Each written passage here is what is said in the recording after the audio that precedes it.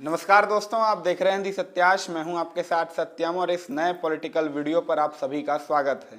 आज के इस वीडियो में हम बात करेंगे बीजेपी के मिशन बंगाल विजय की। जैसा कि हम और आप सभी जानते हैं कि पिछले 4-5 बरस से बीजेपी की हिट लिस्ट में बंगाल बना हुआ है। पहली दफा बीजेपी को बंगाल में संभावना दिखी थी 2014 के लोकसभा चुनाव में। लोकसभा चुनाव में अमित शाह ने बंगाल में कुछ रैलियां की थी और उन रैलियों को करने के बाद के कार्यकर्ताओं से मिले इनपुट और कार्यकर्ताओं से की गई बातों के अनुरूप अमित शाह को बंगाल में संभावना दिखी थी। अमित शाह की ये आदत है, या आप उनकी एक हैबिट कहिए, कि वो ऐसे राज्यों को चुनते हैं बीजेपी की हिट लिस्ट के लिए जहां पर पहले से कोई ना कोई धार्मिक तुष्टीकरण या सामाजिक तुष्टीकरण, किसी भी तरह की अगर ऐसी जमीन है तो अमित शाह को बीजेपी के लिए मुफीद जगह लगती है। बंगाल में ममता बनर्जी के मुस्लिम तुष्टीकरण के चर्चे थे, दबी जुबान से थे, लेकिन अमित शाह को दबी जुबान की आवाज को जनता की आवाज बनाना आता है। अमित शाह ने 2014 के उसी चुनाव में भांप लिया था कि बीजेपी के लिए बंगाल नई कार्यशाला के रूप में बिल्कुल फिट है। 2014 के लोकसभा चुनाव में बीजेपी ने केवल 2 लोकसभा सीटें जीती और अगले 5 बरस में अमित शाह ने जिस तरीके से सक्रियता दिखाई, जिस तरीके से अपनी लीडरशिप में पार्टी के कैडर को स्ट्रॉन्ग किया, जिस तरीके से बूथ लेवल पे बंगाल में काम किया, जिस तरीके से बंगाल में नई रीजनल लीडरशिप को ऊपर लेकर आए, उसी का परिणाम था कि जब 5 बरस के बाद 2019 में दूसरा लोकसभा चुनाव हुआ तब बीजेपी जो 2 सीट जीतती थी उसे बंगाल से 18 सीटें जीती। हालांकि टारगेट 22 का था, लेकिन फिर भी बंगाल में 18 सीटें जीतना बीजेपी के लिए बंगाल में बड़ी संभावना थी और ममता बनर्जी के लिए बड़ी खतरे की घंटी। अमित शाह के बीजेपी ने जो बंगाल विजय का प्लान बनाया था, ये उसका स्टेज 1 था। इसके बाद 2022 का ये चुनाव आने वाला है, माफ कीजिएगा 2021 का, जिसे अमित शाह फाइनल मान के चलते हैं। अमित शाह ने 2016 में ही घोषणा की थी कि पश्चिम बंगाल का 2016 का विधानसभा चुनाव क्वार्टर फाइनल होगा, सेमीफाइनल होगा लोकसभा चुनाव और फिनाले खेला जाएगा 2021 में। तो क्या बीजेपी पूरी तरह से तैयार है बंगाल के विधानसभा चुनाव में फाइनल की तरह खेलने के लिए? किस तरीके से खेलेगी, क्या है कैप्टन की प्लानिंग, कौन कौन होंगे टीम में, ये तमाम बातें हम आपको इस वीडियो में बताने वाले हैं। चलिए करते हैं बात शुरू टीम से, क्योंकि जब भी फिनाले खेला जाता है तो सबसे पहले टीम प्रबंधन को देखा जाता है। बीजेपी ने पूरी की पूरी चुनावी मशीनरी इस चुनाव में झोंक रखी है। एक्सपर्ट्स की माने तो बीजेपी ने अब तक की सबसे बड़ी चुनावी मशीनरी बंगाल में झोंकी है और खास तौर से बिहार के चुनाव में जीत के बाद बीजेपी के कार्यकर्ताओं का उत्साह बढ़ा है। खास तौर से कोरोना महामारी के बाद सरकार के फैसलों पर, सरकार की नीतियों पर जिस तरीके के सवाल खड़े हुए थे, उससे कहीं ना कहीं कार्यकर्ताओं को भी अंदेशा था कि कहीं मजदूरों के पलायन का मुद्दा, सरकार की नीतियों का मुद्दा, तुरंत लॉकडाउन लगाने का मुद्दा, ऐसे मुद्दे चुनाव में प्रभावी ना बन जाएं। लेकिन बिहार विजय ने इस बात को साफ कर दिया है कि अभी भी नरेंद्र मोदी का सिक्का चल रहा है। नरेंद्र मोदी एक ब्रांड के रूप में एस्टेब्लिश हैं। तो पहली सोच बीजेपी के बंगाल विजय का पहला प्लान यही है कि बंगाल में बीजेपी नरेंद्र मोदी वर्सेस ममता बनर्जी कर सकती है। कर सकने के कई कारण हैं। पहली बात, बीजेपी उन्हीं स्टेट्स में, उन्हीं प्रदेशों में ये तुक्का आजमाती है जहां पर स्टेट लीडरशिप को नेशनल लीडरशिप से भिड़ाती है। जैसे उत्तर प्रदेश के चुनाव में 2017 में किया था कि अखिलेश यादव को नरेंद्र मोदी के सामने भिड़ाया था। ऐसा इसलिए किया जाता है क्योंकि उन प्रदेशों में बीजेपी के पास स्टेट लीडरशिप नहीं है। इसीलिए नरेंद्र मोदी स्वाभाविक रूप से एक कैप्टन के रूप में इस टीम में रहने वाले हैं। नरेंद्र मोदी इसलिए क्योंकि नरेंद्र मोदी बीजेपी का सबसे क्रेडिबल नाम है। नरेंद्र मोदी ने अपने दम पर बीजेपी की नैया तमाम कठिन रास्तों में पार लगाई है।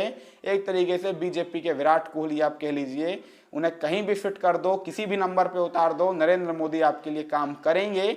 बीजेपी के लिए सबसे रिकमेंडेड फेस के रूप में नरेंद्र मोदी बंगाल चुनाव में होने वाले हैं, इसमें कोई शक शुबा नहीं है। हाँ, बीजेपी जरूर तलाश करेगी कि क्या बंगाल में बीजेपी के लिए कोई सीएम कैंडिडेट हो सकता है।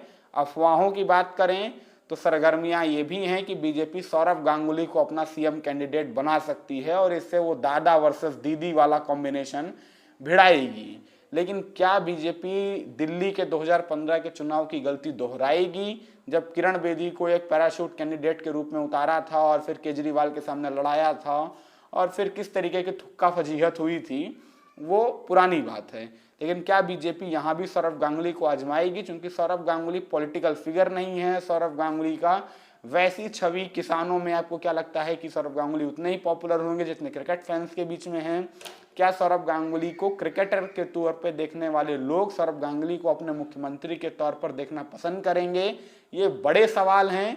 लेकिन बीजेपी मेरे व्यक्तिगत राय में 2021 का चुनाव नरेंद्र मोदी के चेहरे पर लड़ने वाली है, ये तकरीबन तय है। दूसरे नंबर पर बात करते हैं स्ट्रेटजी। बीजेपी स्ट्रेटजी बनाने में माहिर है। जिस तरीके से चुनाव मैनेजमेंट किया जाता है, जिस तरीके से इलेक्शन मैनेज किए जाते हैं, ये बीजेपी की खास ताकत है। खास तौर से अमित शाह के आने के बाद पूरे के पूरे पॉलिटिकल सिस्टम को बदल कर रख दिया गया है। इसमें पन्ना प्रमुख होते हैं, इसमें बूथ प्रमुख होते हैं, इसमें बूथ समितियां होती हैं, इनमें आपके इलेक्टोरल बूथ पर ले जाने वाले लोग नियुक्त होते हैं। ये बड़ी मशीनरी के रूप में बीजेपी काम करती है। तो चलते हैं इस मशीनरी को समझते हैं। बिहार में, माफ कीजिएगा, बंगाल में बीजेपी के लिए 294 सीटें हैं जहां पर उसे अपने उम्मीदवार उतारने हैं। इतनी बंगाल में विधानसभा सीटें हैं। बीजेपी का जो पूरा का पूरा टारगेट है वो है 200 प्लस का, यानी बीजेपी 292 में से 200 प्लस का टारगेट लेकर चल रही है।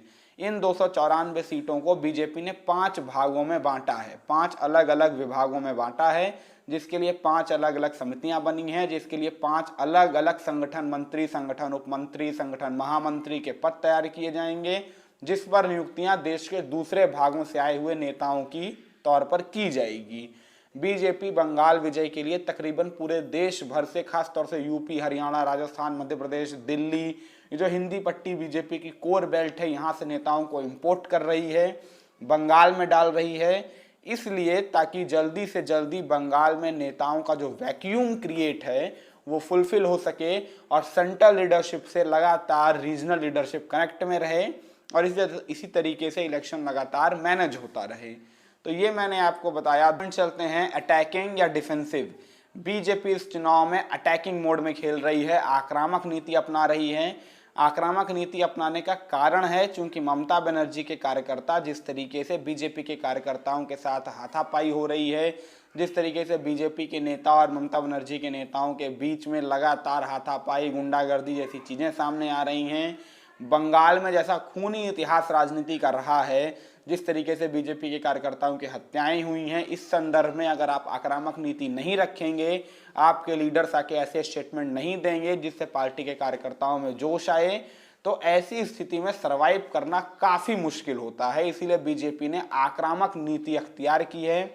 वहाँ के नेता ऐसे बयान दे रहे हैं जिससे लगता है कि बीजेपी सीधे सीधे ममता बनर्जी से टकरा रही है, सीधे सीधे आर पार के मोड में है, ताकि जनता के बीच में मैसेज काफ़ी पॉजिटिव जाए।